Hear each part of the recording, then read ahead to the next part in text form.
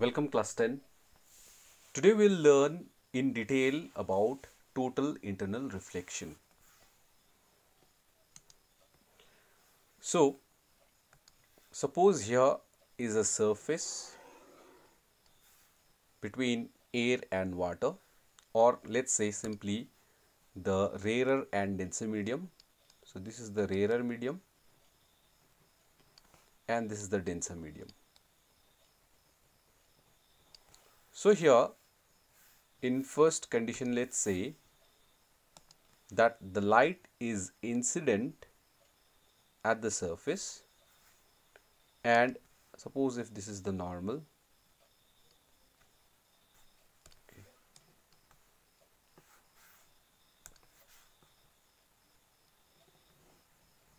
suppose this is the normal, okay. So here the light, the red rays are the incident rays, and suppose in this condition, let's say out here the incident ray, the angle of incidence is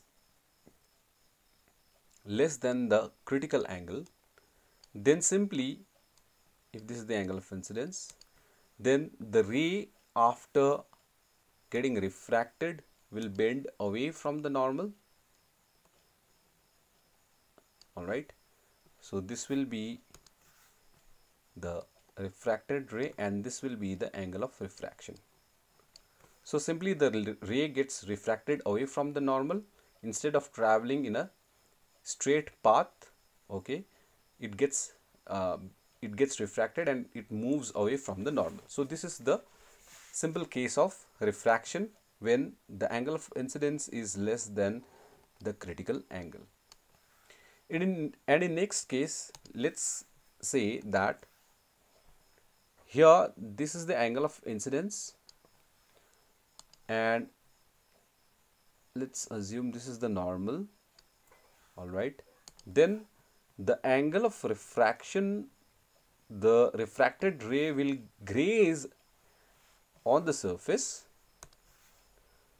So this is the incident ray and this is the angle of incidence, and this is the angle of refraction as it emerges out grazing on the surface. So here we'll call it as the grazing emergence,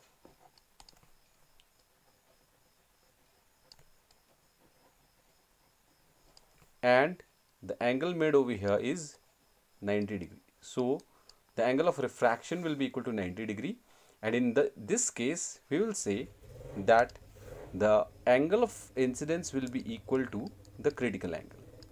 So here this angle of incidence is the critical angle. Now if we increase the angle of incidence more than the critical angle, then so here let's increase the angle of incidence more, okay. Then if this is the normal, all right, then the light will now reflect back in the same medium. It will be reflected back. So this is the incident ray and this is the angle of incidence, and this is the reflected ray now, and this will be the angle of reflection. So here the angle of incidence will be greater than the critical angle, and when the angle of incidence is greater than the critical angle, then the total internal reflection will take place. So here this is total internal reflection.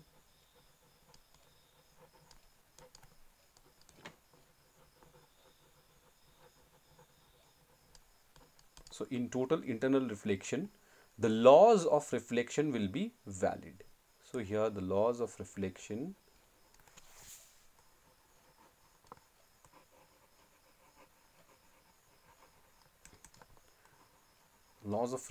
is valid. So angle of incidence will be equal to angle of reflection. Now the entire energy of the incident ray will be reflected back and no absorption of the incident ray in the surface will take place. That means 100% energy will return back to the same medium. So that's why it's called the total internal reflection.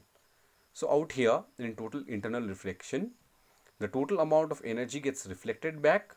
The angle of incidence will be equal to the angle of reflection, and here the laws of reflection will be valid. So for total internal reflection to take place, number one, the light has to travel from the denser medium to the rarer medium. That is condition number one. And condition number two is that the angle of incidence must be greater than the critical angle. So this is the total internal reflection. Next is total internal reflection in prism. So TIR, that is total internal reflection in prism.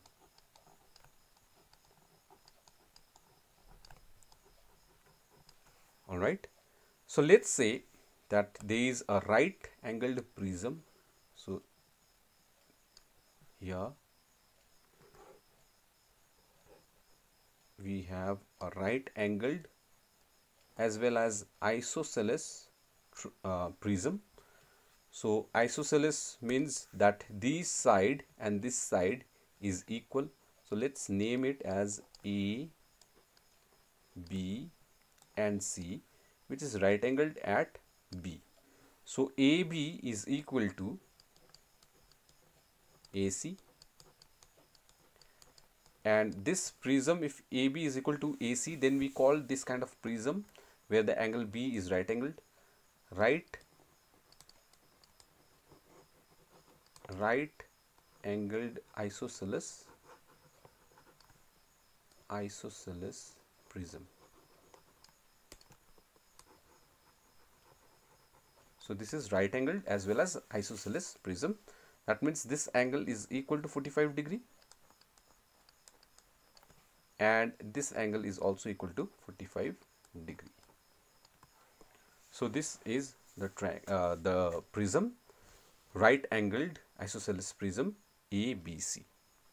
Now suppose if the incident ray is incident on the surface AB like this perpendicularly. So here the ray is incident and it is perpendicular to the surface. Now we all know that when the ray is perpendicular to any surface, when it passes to another medium, so from here this is rarer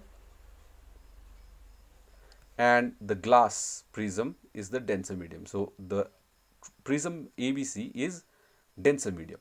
So when it enters from rarer to denser medium, or whenever it passes from any medium to another medium, the light, if it is perpendicular, then it passes through the another medium undeviated. So here this ray will pass through the surface without any deviation and it strikes the surface out here.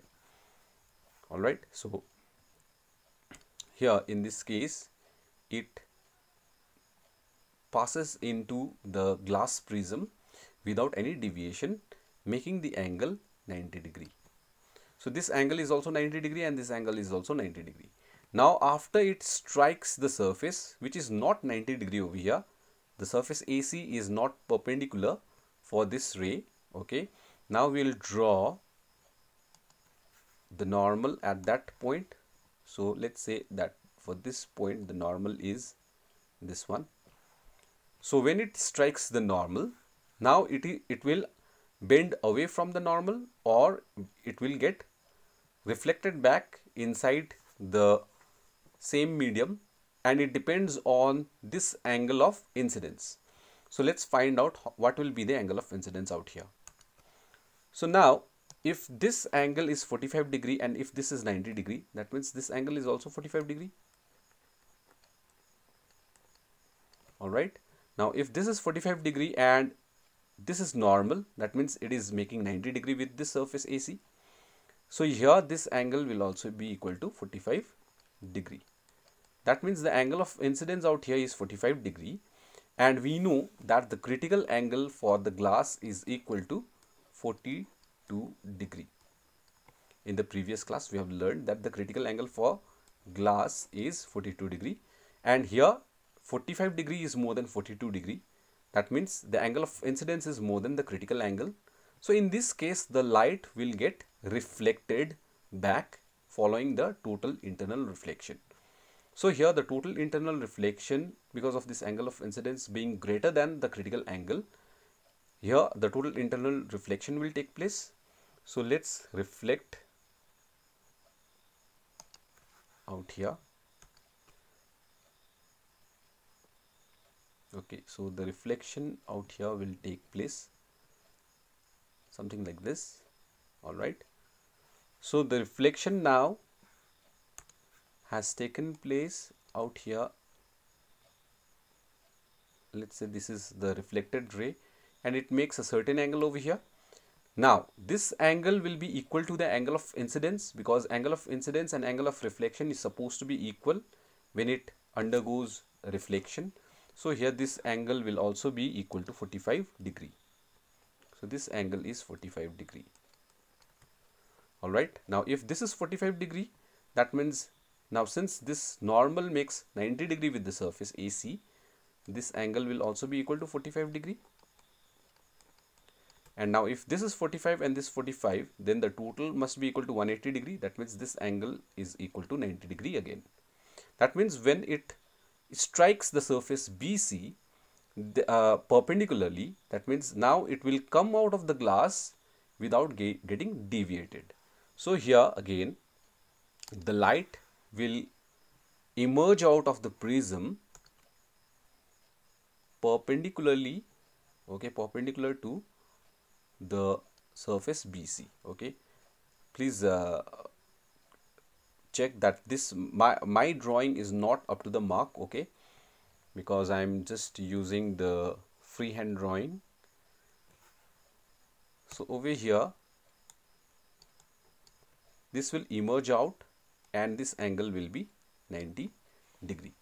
So when a right angled isosceles prism is used such that the ray enters the one of the surface, then it comes out bent 90 degrees. Here this ray, the incident ray and the emergent ray is perpendicular to each other.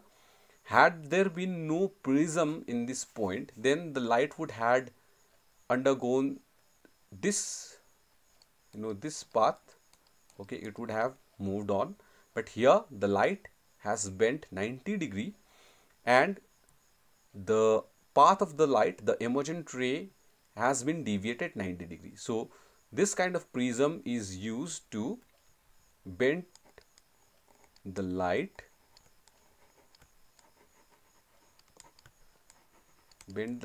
perpendicularly. So here it is used to bend the light perpendicularly.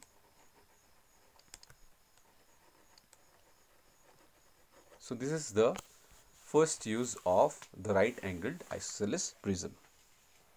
So here again the angle of incidence being greater than the critical angle, that is angle of incidence being 45 degree, which is more than 42 degree, that is the main reason for which the light gets bent and it moves perpendicularly and emerges out of the prism.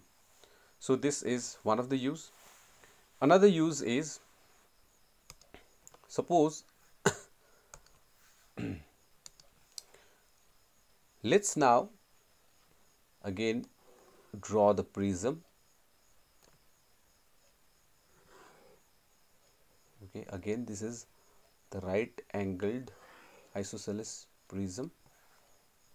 All right, here this angle is 90 degree and thus we have this angle as 45 degree as well as this angle also 45 degree. Let's say this is A, B and C again, where we have got AB equal to AC So this is right, you can say right isosceles prism also.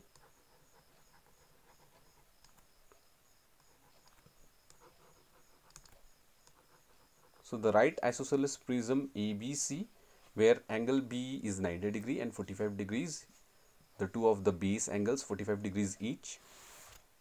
So now let's say now the light first it struck surface AB. Now let's take that, let's consider that the light strikes perpendicularly to the surface AC.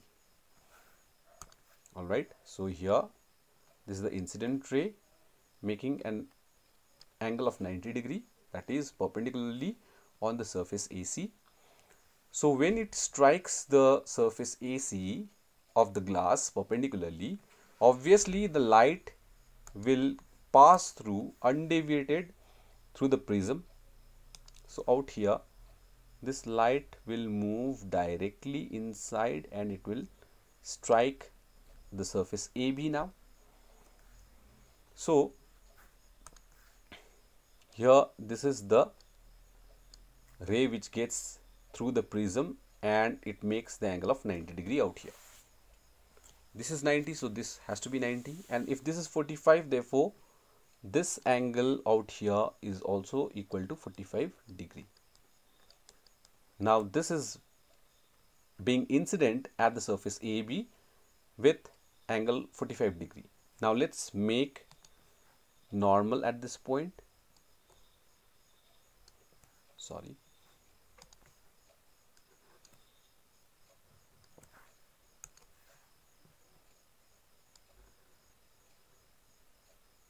So here this is the normal. If this is normal 90 degree, that means this angle out here, this angle out here is also equal to 45 degree, and this is the angle of incidence. Now angle of incidence is again greater than the critical angle in this case because it's 45 degree, and the critical angle for glass is equal to 42 degree. So now here the light undergoes total internal reflection and thus it gets reflected out here.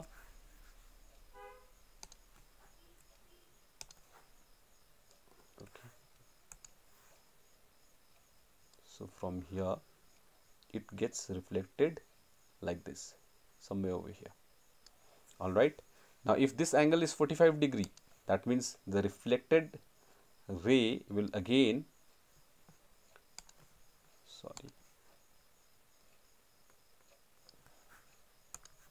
the reflected ray again will make the angle of 45 degree out here. Okay, so this is the angle of reflection. Angle of incidence is 45 degree, so angle of reflection also will be 45 degree. So this is the reflected ray. Now it strikes the surface out here. Let's make the normal again. So this is the normal.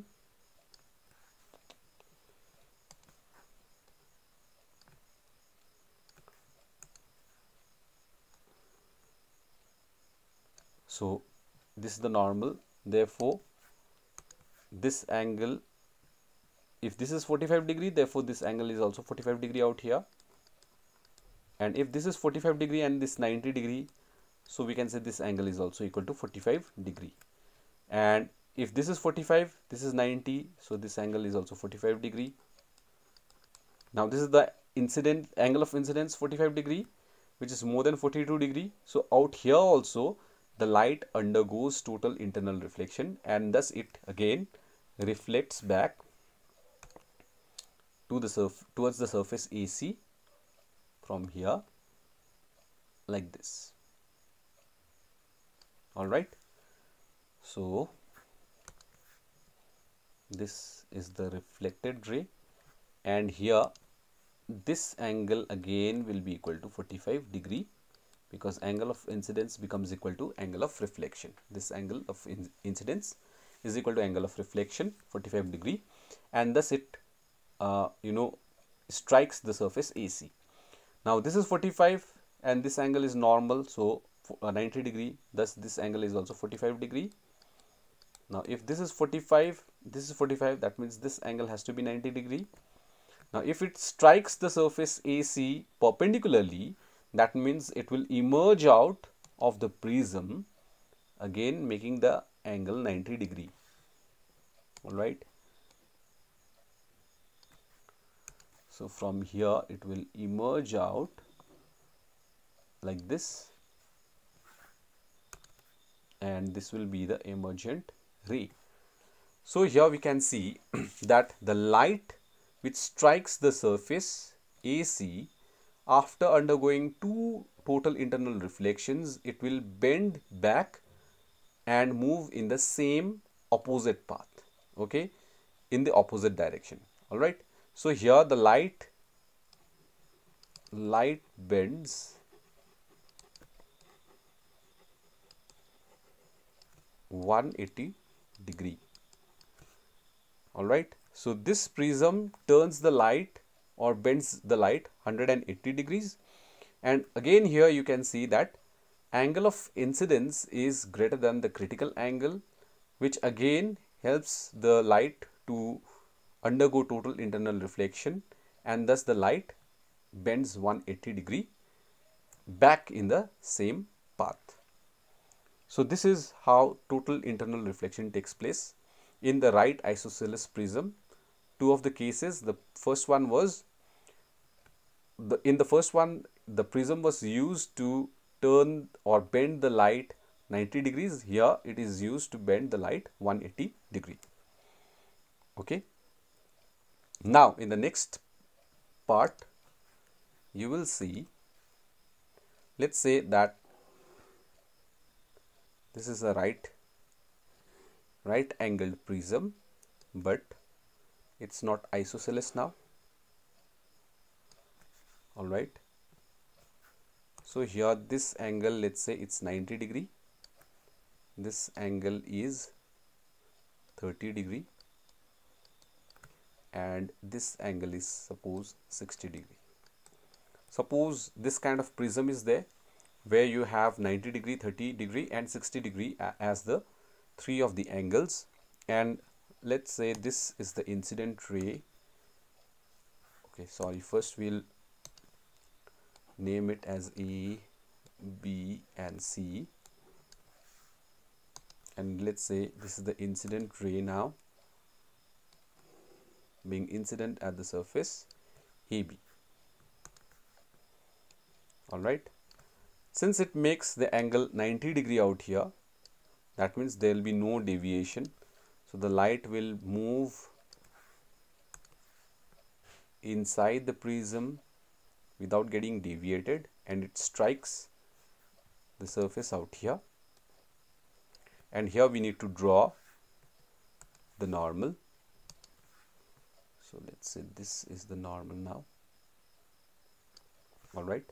Now let's analyze. If this is 90, then this is also 90. And if this angle is 30 degree, then in this triangle, if this is 30, this is 90, then this angle has to be 60 degree. If this is 60 degree, this is normal, that is 90 degree with surface AC. That means this has to be, the total angle is 90. So from here to here, it's 30 degree.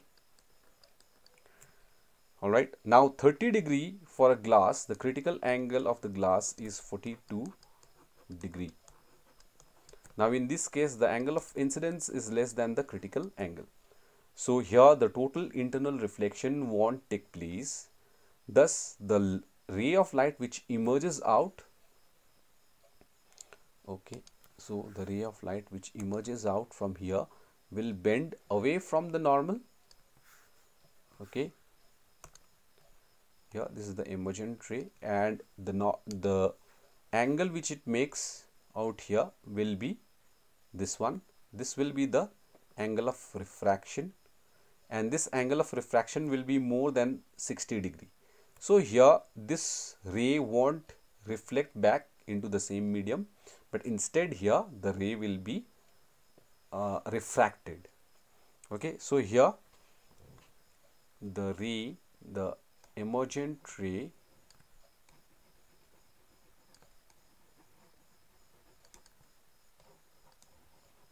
gets refracted.